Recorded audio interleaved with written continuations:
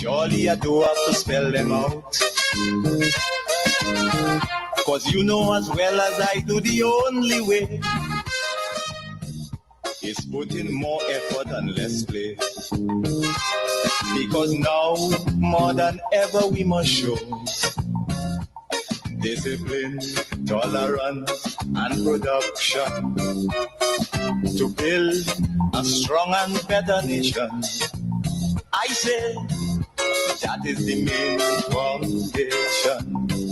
So come, let us go hand in hand, because this is our land. Come, my brother, come, my sister, and let us build a nation together.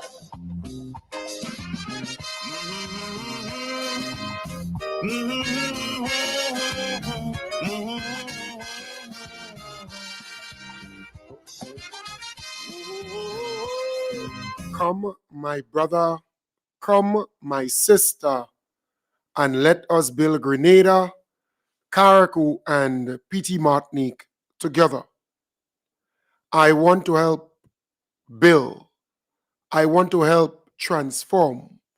I want to help make better this place. And I hope our people, home and abroad, have the same desire, have the same mission to build, not to break, to enhance, to make better.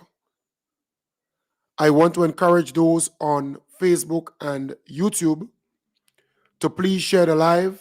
Sharing is caring. Tonight, I want to look at a number of Build Back Better houses that were delivered, or the keys were handed over to many of these people. Because last night, I was on Ride Along, and the guest, or the other guest who was on the program, Perry, he asked, well, what is this Build Back Better thing, or hashtag Build Back Better? And I responded by saying to him, go and ask the recipients, go and ask the families who got a Build Back Better home, and they will tell you what it means to them. But tonight I want to play a number of short pieces as the government handed over a number of keys to families.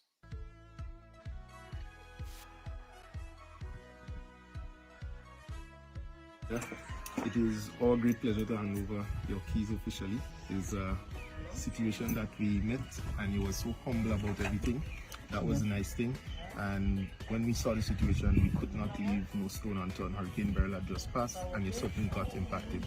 And so for us, it's a blessing that we could be able to effectively use taxpayers' money to give you some assistance. You can't help yourself.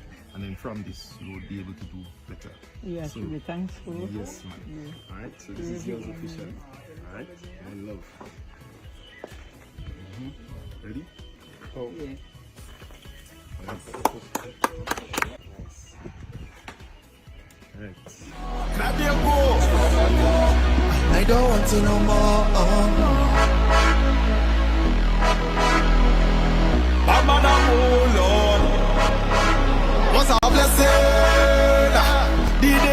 Right, so that's one family there, right? You see the smile, the big smile.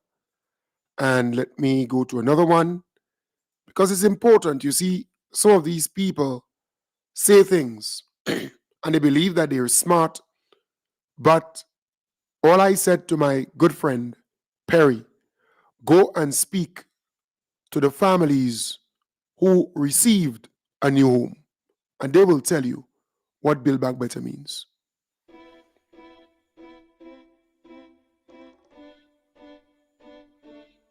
That we are able to pass on this blessing to you through Government of Grenada. We are very pleased to give you this assistance of housing, which we believe will go a long way for you and family. And I just want to take the opportunity to hand this key over to you.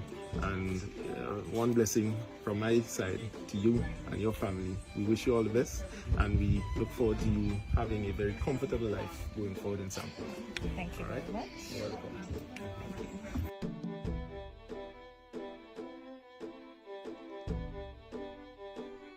On behalf of my family and I would like to thank the government of Grenada with Build Back Better team and Minister Ron Redhead for the assistance in giving us our brand new home. We do appreciate it and promise it will be loved and cared for. Yeah. So again, look at the smiles on the faces. It says a lot. It says a lot. And I continue to showcase some more because I think it's important to do so.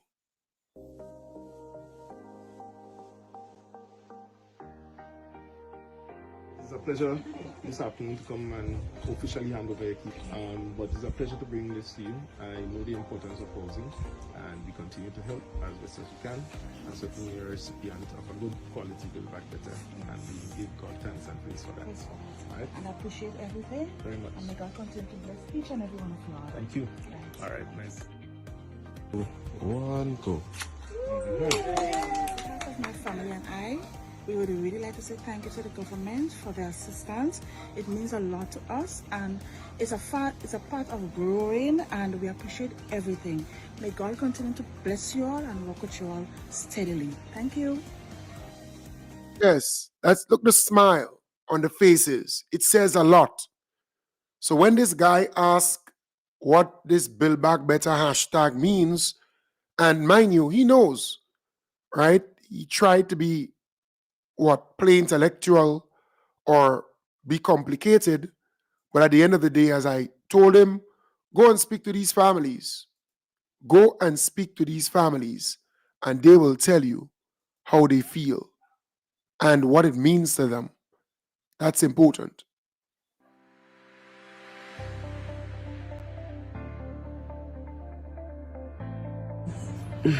I just want to say I'm so grateful and so thankful for the help that the government, and special thank you to Mr. Britton for giving Mano this beautiful home.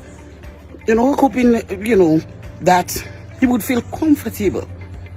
I'm so grateful. I'm so thankful. Thanks to the government of Grenada. Thank you, Mr. Britton.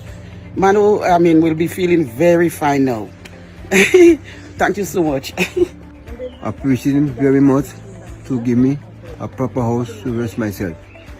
On behalf of the Ministry of Mobilization, Implementation and Transformation, we'd like to hand you over the keys to your brand new house. We know your house has been damaged by burial, and we took some time, but however it's complete. So we want to just hand you over, and we really hope that you'll be resting comfortably inside your brand new house. So once again, congratulations. God bless. Thank you very much. You're welcome. Yes. So all he has to do, that's Perry, go and speak to the families who receive a home, a brand new home, and they will tell you what Build Back Better means to them.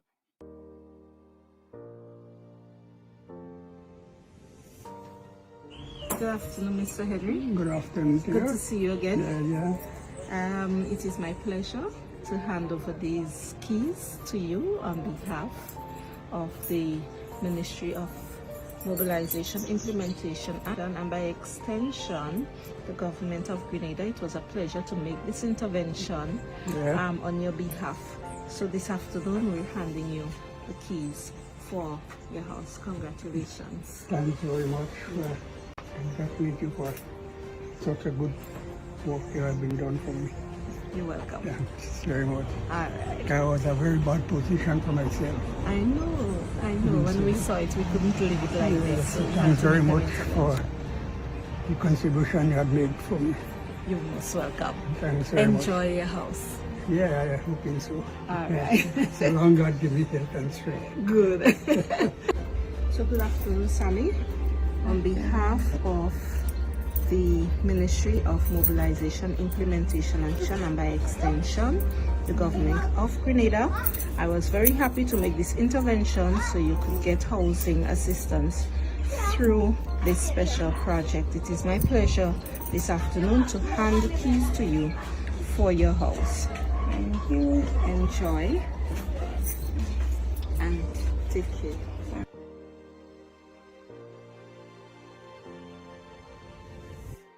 Good afternoon, Kalisha. Good afternoon. It was a pleasure making this intervention on your behalf. So I'm here this afternoon on behalf of the Ministry of Mobilization, Implementation and Transformation, and by extension the government of Grenada, to hand over these keys to you for your house. It was a pleasure making this intervention. Thank you.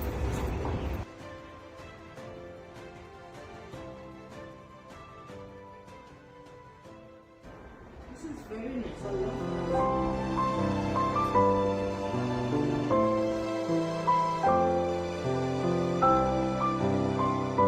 Yes, so, you're seeing for yourself. Nobody has to come and tell you anything.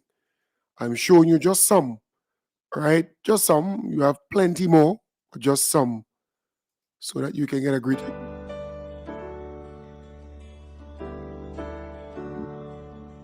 Myself and the government of Grenada, we just want to be able to bless you with the keys to your home. We deem it important in terms of housing assistance, and not just in how it has been done with ply, etc., but to give you something that could last a little longer. And so Build Back Better from the Ministry of MIT is an initiative to be able to respond to Hurricane Beryl, and most importantly, to give people some peace of mind and comfort with housing this kind. So from me to you, I want to give you your blessings, and I will take care of it for you and family. All right? Is that okay? Thank you very much. You're welcome. Nice. It's all yours. Yes, thank you very much, everybody. I highly appreciate it. Nice. God will richly bless each and every one. No problem. So, Thank you. Yes, you're welcome. Yes. So again, all they need to do is to go and speak to the families who benefited from the Build Back Better homes, and they would get a greater appreciation of everything. All right. So all you need to do is just go speak to the families. On behalf of the government of Grenada, it is my distinct pleasure to hand you these keys to your brand new house. We are really glad to be able to assist you in this way, and we hope that you very soon overcome the challenges, medical challenges that you're experiencing, and we look forward to continue maintaining a good relationship with you, and do enjoy your new home. Here's the key.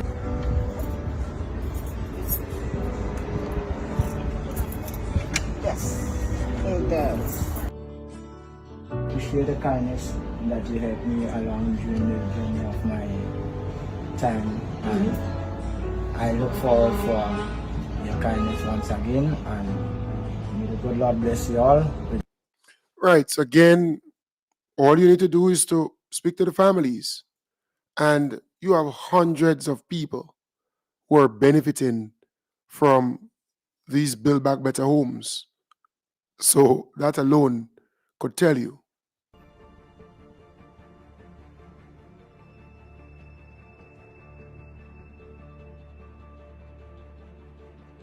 We are now in Back Street, Rose Hill, overlooking the town of St. Patrick.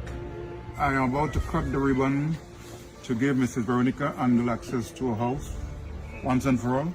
So with this envelope which contains your key, I want you to hold on to it. And Thank you. we'll now proceed to cut the ribbon to give you access to your wonderful home. So, let's go. Let's go. Right. Thank So you. now you have access to your wonderful home. Thanks. Have a good one. Thanks.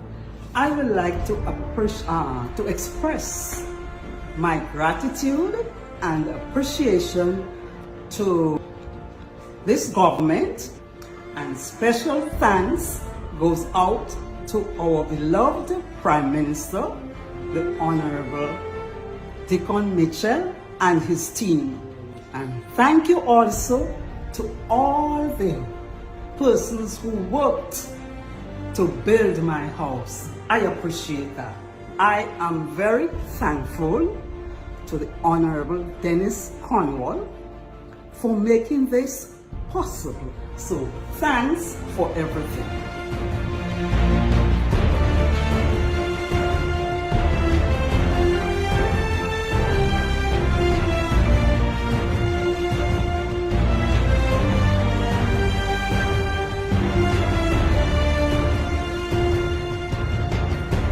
Yes. So you see, Perry, all you need to do is to leave New York, leave Brooklyn, and come down to Grenada and go and speak to the many recipients of the Build Back Better homes.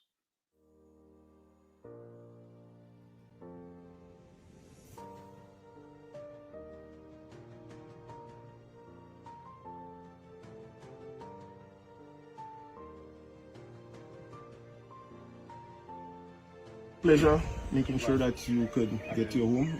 Housing is an important aspect throughout the entire constituency, and it's a blessing that you could be blessed, certainly by the government of Grenada. It's our pleasure to assist you as well as our family, and we look forward to seeing you thrive as a good constituent. Right? So accept your keys, my dear, and God bless. Thank you. Right, let's go.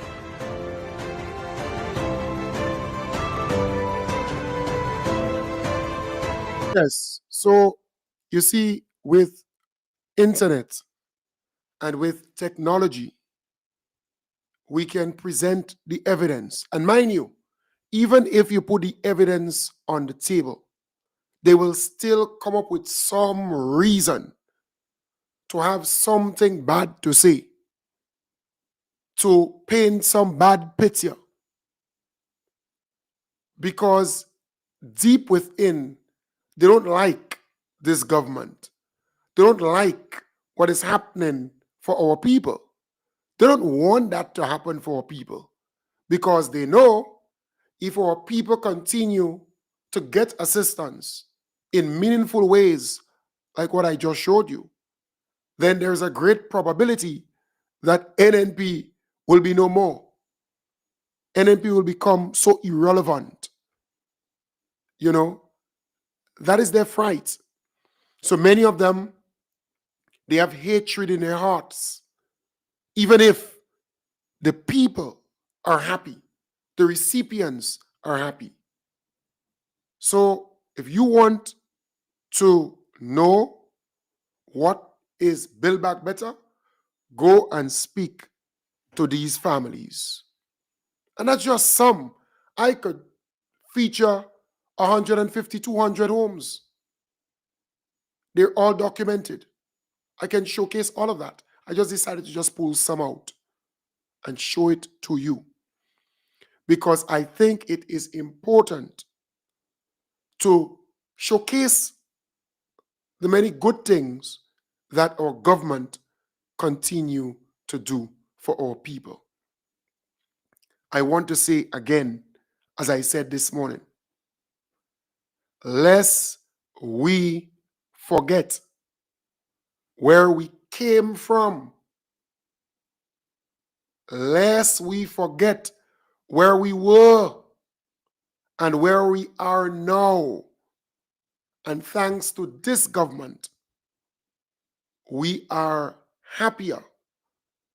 We are better as a nation, as a community, as a people. Lest we forget. This morning I was moved by a piece posted by Claire. It's a young person. And she highlighted the type of governance that exists compared to 23 years of NNP. And I added another type of governance that we should be proud of So firstly, let me read what she posted. Young lady, this morning I saw a picture of the international lights being installed at Progress Park. And instantly, I had a flashback to a clip I recently saw of a certain MP saying, and I paraphrase here, I don't know where the NDC is getting money to do all these projects. A big smile came across my face. Because if a party that held power for 23 years has members making such statements, then as a people, we ought to be concerned. To me, it speaks volumes about priorities and vision. In my opinion, the present government is focused on development for all, not just a privileged few. What we are seeing is a more holistic approach to nation building. Projects that benefit entire communities, uplift the economy, and give people hope. This is a stark contrast. This is in stark contrast to the style of governance we've grown accustomed to, where the focus was largely on distributing handouts to a small selected group, keeping them in a cycle of dependency, poverty, and vulnerability. After all, that was the only way some thought they could remain relevant and secure political power. But today feels different. I am genuinely happy to see this first phase of the Progress Pack project finally taking shape. We, the people of St. Andrew, have been begging for this development for a very long time, and at last, someone has taken us seriously. So I say thank you, NDC. Promise made, promise kept. This is what development for the people looks like. And as for Paradise FC, they're already a force to be reckoned with. Imagine the unstoppable power they will become playing under those lights. The future looks bright, literally and figuratively. So here you have this young lady making it abundantly clear that she is happy with this type of governance, not one where you win an election, you do a little thing in the first year, and then you wait for the last year before the election, then you start to do some things again. The NDC has been doing from the get-go, from the day they were elected to this point. Not looking at election, not looking at keeping power, but instead serving the people so that the people will speak when election time comes around. And they have been doing an exceptional job. So this young lady noticed, recognized that governance, that new type of governance, and she's impressed with it, highlighting, talking about the lights, excuse me, at Progress Park, which is great.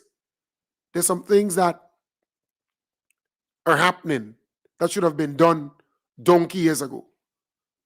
Lighting Progress Park, one of the main parks in St. Andrew. And mind you, NNP won all 4 seats in St. Andrew on a number of occasions. I think it's about 3 times straight. They won all the seats. But yet still they never had the vision to light that park. NDC has to come and do it. But I also spoke about, and mind you, besides the park, you have the widening of the Grand Tang Road. That should have been done donkey years ago. NDC has to come and do it. And I spoke about the other type of governance, where every Monday morning, under the NNP administration, some con man, some crook, used to roll into Grenada and con the NNP administration. Some convestor will come in and take a whole pile of money under the NNP administration and just disappear with it. But under the NDC, that's not happening. We have not heard about not one convestor crook that came in under the NDC and run away with Grenadians' money. Not one. And I gave you a typical example under the NNP. The shrimp farm up in St. Mark in Victoria. The Grenadian people lost $54.2 million in that project under the NNP administration. Some white man with blue eye, well, it's a couple of them, convestors, crooks, came and they trick the NNP administration and they run away with a whole pile of money. $54.2 million. Let that soak in for a moment. Think about what that money could do for your community, your constituency, your family, and your country. $54.2 million. And that's just one example. We can move to the Livera project. You know, the Den Livera project, where again, some blue-eye man and his family came in and they tricked the NNP administration of 30-something or so million dollars and just disappear with it. Same thing in Mount Hartman. Ekram J. Miller came and tricked the NNP administration of millions of dollars. I think it was 20-something or 30-something million dollars and just gone away with it. So we have lost almost $400 million because the NNP administration allow crooks and convestors, crooks and conmen to fool them and trick them and take millions and millions of dollars and run away with it. So that type of governance is no more. We have not heard one convestor. We have not heard of one crook that came into Grenada under the NDC and was able to trick the NDC. Not even one.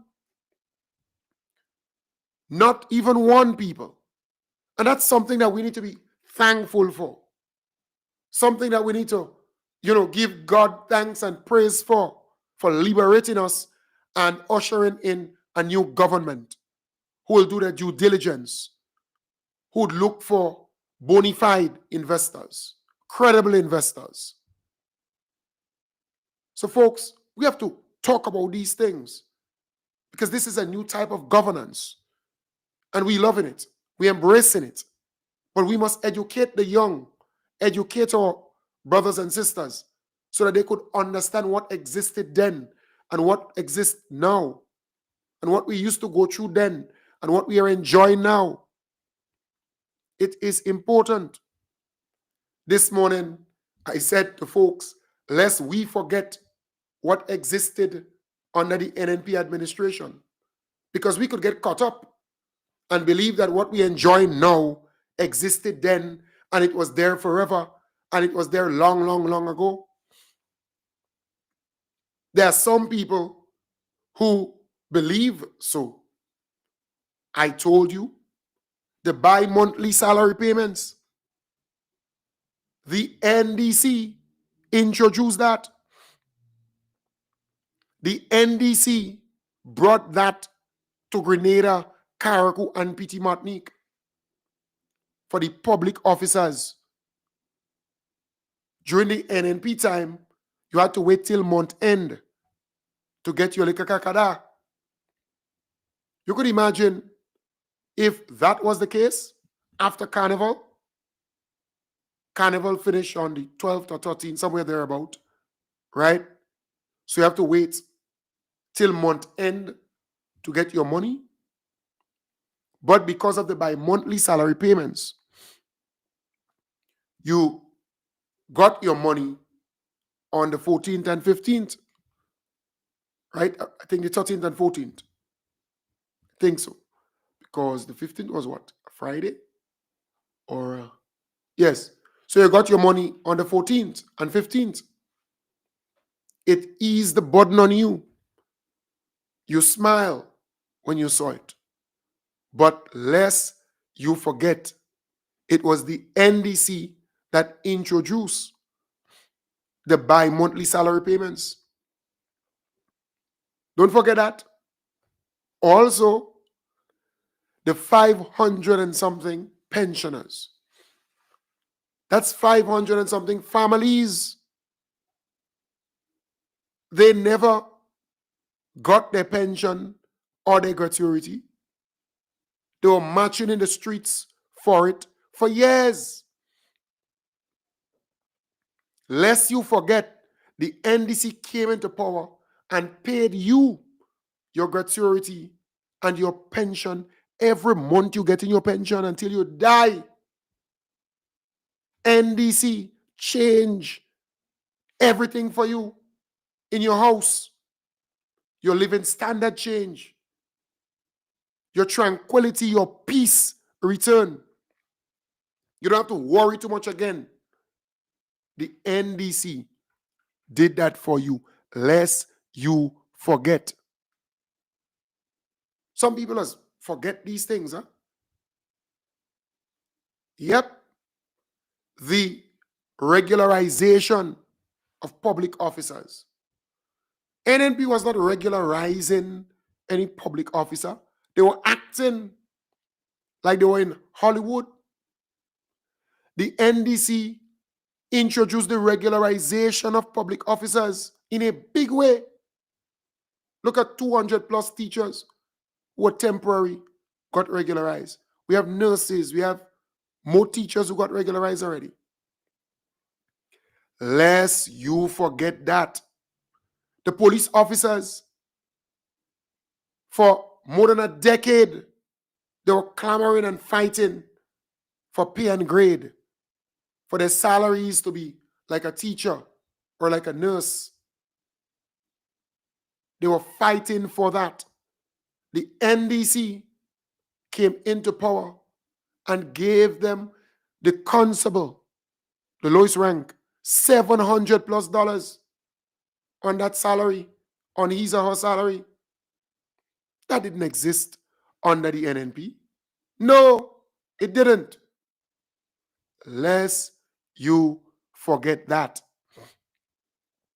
Because it's easy to forget, and it's also easy to think that it's something that been there a long time ago. Yep. And you look at the nurses, they got $500 more on their salary. That didn't exist under the NNP. No, nope. The nurses' uniform allowance rose to $1,200. That never existed under the NNP. In fact, under the NNP, they remove a certain amount of money from the uniform allowance for these nurses. Under the NNP, doctors were not getting $1,000 more on their salary. No, no, no. But under the NDC, they got $1,000 more on their salary every month, $1,000 more. The minimum wage, you have security officers under NNP, it was $4 an hour.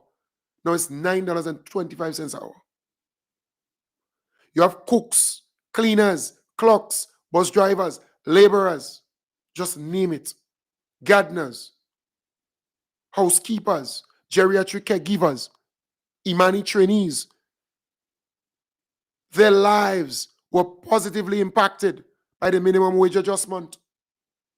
They're getting more money on their salary at the end of the month. That's important. Very important. But that didn't used to exist under NNP. Excuse me. That never existed under the NNP. We have to say it, Let people know. We have to sing it aloud. Look at the amount of playing fields, basketball courts, netball courts, community centers, medical stations, schools being refurbished, being upgraded. You have playing fields being upgraded and lit, bringing life into communities. That never existed under the NNP. No, no, it never. Never. Look at the amount of schools that have been built at once. That never existed under the NNP. No, no. So we have to be proud of this government and the many things that they have done to help our people. Look at the amount of bathrooms and toilets they are building for our people. The NNP left Our people with 8,715 latrine pits as a legacy. The NDC now has to come and give people dignity back, give them their humanity back by building modern bathroom and toilet facilities for them. I am saying it is clear like crystal. This government cares about our people. The JUMP program, look at the amount of households that are getting internet service and a device and training. Households without internet service. Give Jack his jacket and Jenny her drawers. The NDC administration cares about people and continues to do a lot to transform this place we call home. And I will continue to highlight that and talk about that, because our people need to have a greater appreciation of the plans of this administration and how they actually plan and they're achieving it. They're not whooping. Short term, medium term, long term. Things are happening for our people. Look at the amount of drains, roads that are being constructed. Just look. If you look at agriculture, look at the amount of people who are benefiting from the coconut, the new coconut plants that they brought to Grenada. Because, you know, coconut after Hurricane Beryl, well, since Hurricane Ivan and Emily, a lot of our coconut trees got destroyed and never, you know, sprung back up or grew. So they had to get that. And it's a good undertaking because it's a big industry, the coconut industry. And I saw a little piece on it.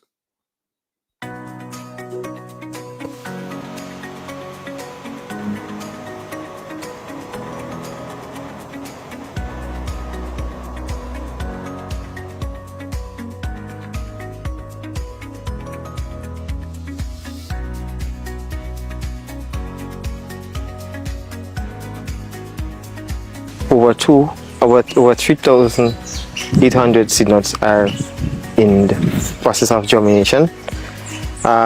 These seed nuts arrived in Grenada just over a week ago, and they are now placed here with help from the extension officers and other officers, workers within the Ministry of Agriculture. So we're expecting within 6 weeks to start seeing germination. The Mexicans was very instrumental in supporting on this project from the World Bank. Besides the quantity of planting material, they give us additional 600 nuts to ensure that we have a successful germination. So in spite we expecting a 10% of the seed not germinating, we have sufficient to meet the quota that we paid for and what the farmers expect. So the seed nuts are in the stage of germination. We are in the process of doing the irrigation system, which is supposed to be irrigating every 3 times per week. This is to speed up the germination. The coconuts have been sitting in a container for almost 2 months, right? In transshipment.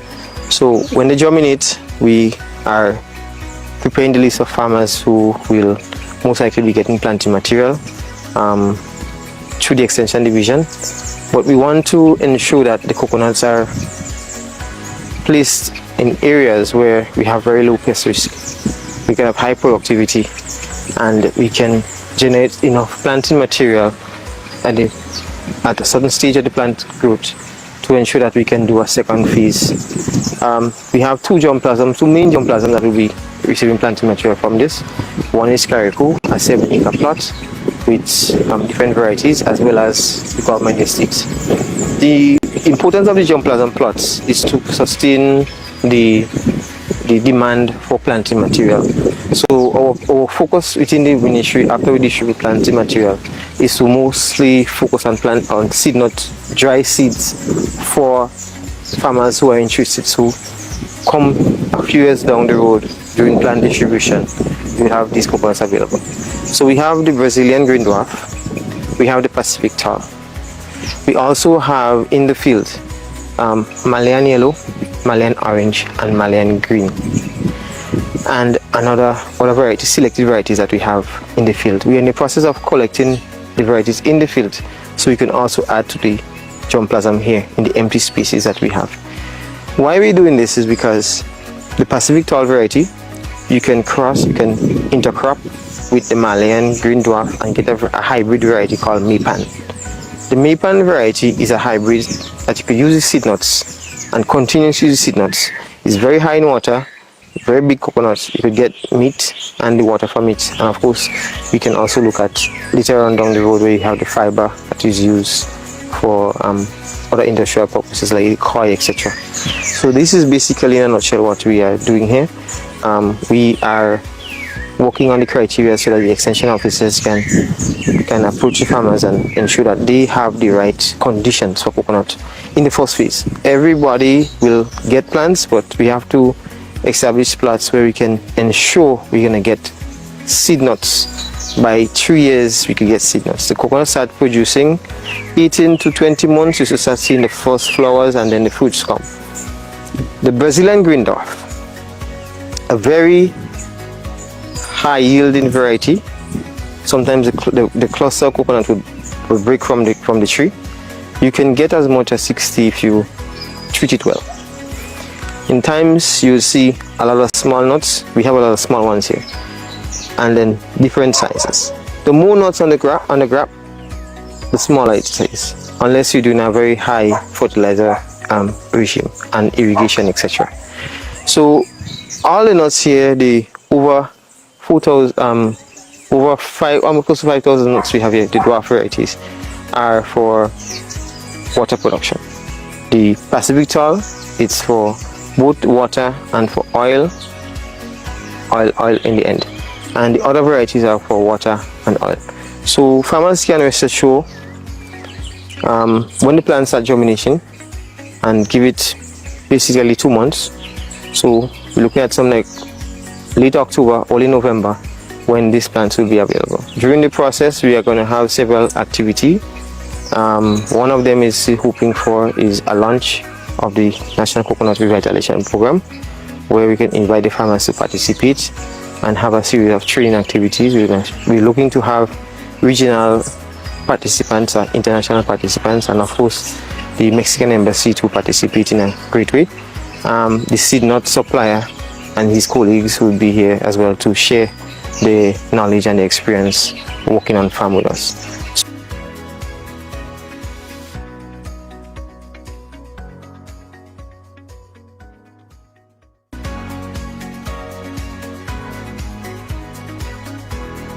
Right. So as I was saying, farmers, they are seeing the transformation.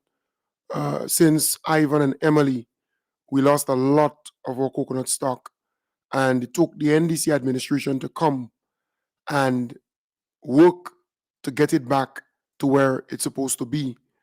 And then the breeding program.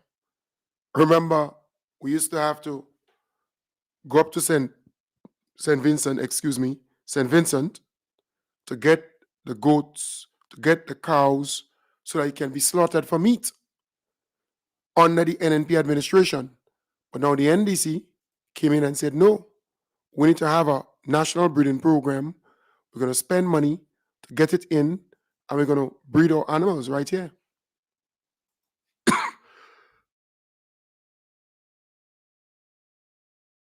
Government has imported over 460 purebred livestock from the United States, valued at approximately $4 million, as part of the implementation of Component 4 of the Food Security Enhancement Project. The shipment, which arrived via an Amerijet flight at the Morris Bishop International Airport on Saturday night, included 322 sheep and goats, as well as 144 pigs. These animals were acquired from a national breeding program which will be operated at facilities in Laura in St. David, Maribor, St. Andrew, and Sater, St. Patrick. Under this component of the project, direct support will be provided to 25 pig farmers who will receive facility upgrades and 1 breeding boar each, and 25 small ruminant farmers, both sheep and goats, who will receive facility upgrades and at least 1 breeding buck or ram. Supporting the implementation of the project is veterinarian Dr. Dexton St. Bernard. 75 farmers in total, 25 sheep farmers, 25 pig farmers, 25 goat farmers going to receive male animals, okay? And those male animals now going to be crossing with the local females within their species, okay? To create the F1s, all right? 50% of the imported, 50% local, okay? So that's the first generation. And then from now, we're going to do a selection. And the best of the F1s will be bred again with that same breed, move up to our F2. Those that are undesirable for breeding going to enter into the meat market. Acting Prime Minister and Minister for Mobilization, Implementation and Transformation, Honorable Andy Williams, who attended the welcoming ceremony on Saturday night, hailed the initiative as a game changer for the livestock industry. With these animals that we are receiving today, this will be a game changer, not just for the agriculture sector, but for Grenada as a whole. This is the kind of transformation that we look forward to. And when we talk about transformation, it may not be a fast process as we want to, but as the saying goes, slowly but surely. Going forward, we know that our food import bill is relatively high. What do we do? In order to combat this, we have to look at methods to reduce that going forward. And this, what we are gathered here for today, is a step in the right direction. Minister for Agriculture and Lands, Forestry and Marine Resources, Honorable Lennox Andrews, explained that the initiative will introduce high-quality meat to the market for consumers.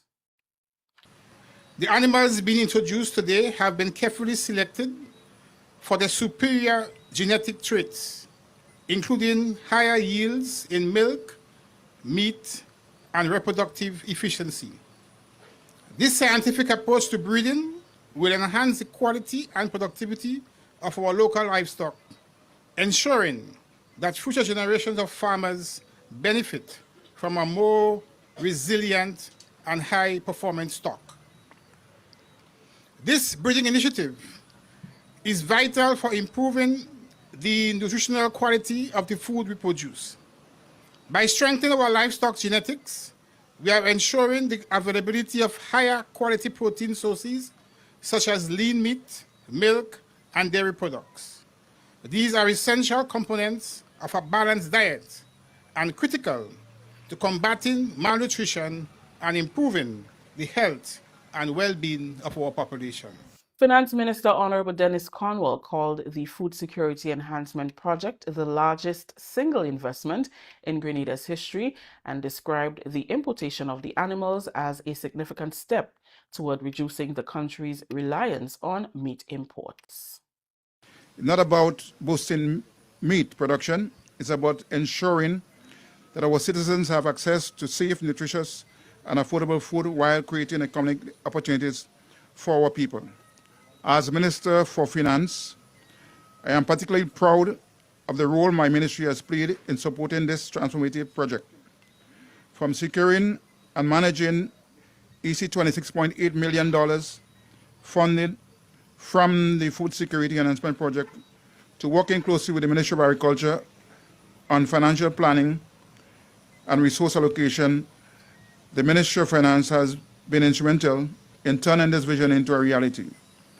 By facilitating sound financial oversight and ensuring the timely release of funds, we have laid the foundation of groundwork for the success of this project.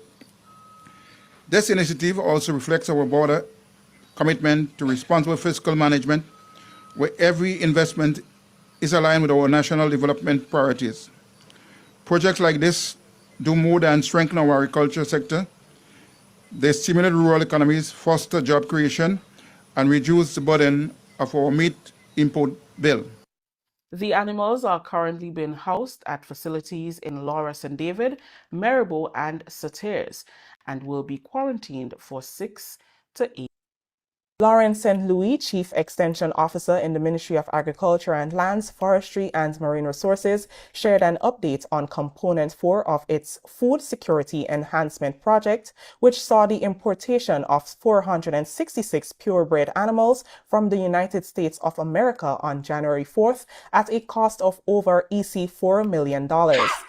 Ms. St. Louis spoke to the breeding program of sheep, goats, and pigs. She says it is a significant step in the country's food security enhancement project. The animals are now in 3 locations. They're at Laura, Maribor, and St. Patrick's. So the plan for them is to ensure that the breeds that we get, that they are bred with our local breeds, to have more of that lineage. We don't want it to be that when we give a farmer a goat or a sheep or a pig, that they fatten it and then they kill it for Christmas. Right. You understand? It needs to be a program, because then if you do that, then that's just the end of it. In that 9-10 months that you have it fattened, that's the end of it.